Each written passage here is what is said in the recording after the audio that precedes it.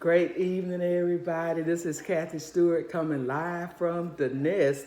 And the Nest, probably for the first time, actually took wings and came to the people that I have with me on today, Miss Donna and Miss Connie. And we are here at the Mercy House. And I've mentioned the Mercy House a couple of times and just, different things.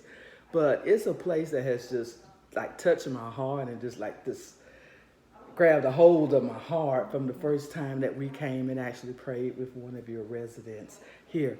So we're not going to be long. We're going to get straight to what the purpose of my being here, the purpose of their actually being here, and why we're here together today in the way of seeking funding for the Mercy House, right? Yes. So, Connie, could you Yes. tell us a little bit? You can just look at the camera Yes. there. Tell us a little bit about Mercy House.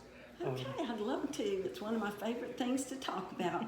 Awesome. Mercy House is a ministry for people who are terminally ill, who are already with a hospice agency, and are living in conditions that are unsafe, or are not healthy, or they do not have a home. And Mercy House takes referrals from the hospice agencies. And with that, we have room for 3 individuals to stay with us during the final days of their journey here on earth. And we have the opportunity to care for them, to love on them, and to support the work that the hospice agency does. We are a nonprofit. We've been open exactly 1 year last Wednesday. And we just believe that this is serving a wonderful purpose, and we've had the opportunity to walk 7 residents to their heavenly home. Donna, what would you add? Exactly what you said, other than it has been a blessing and an honor to be entrusted to be with these individuals during this time. And it's a continuum of care. We started with the men's shelter and the homeless there, but this is for men and women. And we just saw a need for the next step in care, and we wanted to be there. Our philosophy is no one should die alone. Everyone should know they're loved for, they're cared for, and this is a home environment. We become their family, they become part of our family, and it is a joy for us to be with them and share this time with them. And we have been blessed in so many ways to get to know so many great individuals. Even at this time in their life when struggles are hard, they have such a warmth about them. And I think that's what has touched me the most, is that this is caring for God's people, and that's what we feel called to do. That's great. And one of the things that we noticed while working with the homeless and the men's shelter was how the population in our homeless community is aging just like the rest of us, and dealing with some of the age-related issues. And some of the conversations we've had over past years, as far as what are your concerns in talking with the homeless, the 3 things that stood out that kind of drove us forward for this are, will I die alone? Will anyone find me? And will anyone care? So stepping off with that, as Donna said, our purpose is to let them know that yes, you are cared for. You will not die alone. We will be by your side. We will, our host of volunteers, we are so fortunate to have such wonderful people who volunteer to come in and support what we do here. They have enriched the final days of our residents in so many ways. And as Donna said, we've learned and been blessed so much by our residents. Some have come to us with absolutely nothing, nothing. And the strength, the words that they have shared about this final journey, there are days where we just sit in awe to think that coming from very little or coming from a very unsafe environment, there's this inner strength that comes out. So Mercy House is a place of love and caring, and Mercy House is a place where we hope and pray that when someone comes in here, they immediately feel the love and the caring.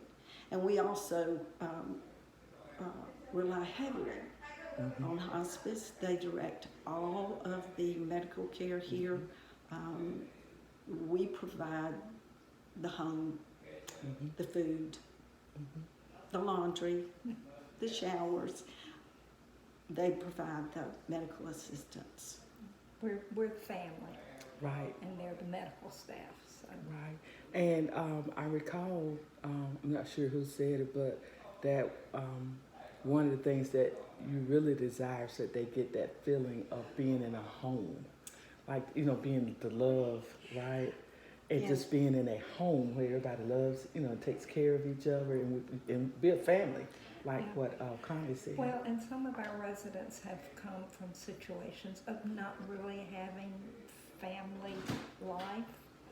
And so that's, you know, that's what we want to give them. And I think one of the sweetest things, one of the greatest things that was ever said to us was when one of our residents said, "This is my home and we're all family." And we're going, yes, this is your home. We that's are it. family. And we will celebrate special days. If it's been a while since you've celebrated a birthday, or if you've never had an opportunity to celebrate a birthday, we will do that. Right. We have celebrated several birthdays here. We have, Uh, yes. We we- celebrate Christmas Yeah. even in the middle of the summer. Yeah. If I love it. If it appears that the person will not make it, and if Christmas is their favorite holiday, we'll decorate and Yeah. just anything we can to make those final days memorable. We had a big Thanksgiving dinner, Wow. which was a blessing for us. We got to celebrate Thanksgiving We are so with much some alike. residents. And And we have seen some of our residents reconcile with family members. Oh, that's That is a blessing. Family member That's- oh my becomes gracious. aware that they're here wow. and the situation that they're in. We've had some very special moments, Reconciliation. and those are what we believe that those are God times. That's amazing. Yes. there, Ooh. would you say, Connie, there's been healing here? Oh yes. I love it. Mhm. Healing and reconciliation. Yes. Yeah. Yes. That's amazing. And that That's- will humble you to be part of that. Yes. I tell you, yeah, I'm just in awe of the entire whole thing. And I remember one of the residents saying, "How is it that nobody knows about this place?" You know, but I mean, it's only been a year. Yes. True. We're You It's know, only for been a year. one. And we know that there are things that we need to do to make ourselves known to the community. We, our first priority has been our residents. Right. And when they're here, And rightly so. we don't go doing other things. Right. We are here with them. And we have all volunteers during the day. We do have paid staff at night. They are licensed CNAs. Right. And so And, part of the funding. That's the heaviest part of the Right. funding, Right. as well as the home itself, the expenses that go with running a home. We're fortunate that we have been able to use the parsonage Right. at a nearby church. They were not using it for their minister and offered for us to move in and open Mercy House. Look at God. And so, but you still have the utilities and all Oh, of yes. that upkeep, Yes. the maintenance and upkeep and all Oh, that. I've yes. seen a good couple of people come through, you know, working in the yard and Yes. keeping the, somebody was painting, I think, or, Yes. And, you know, just making it home.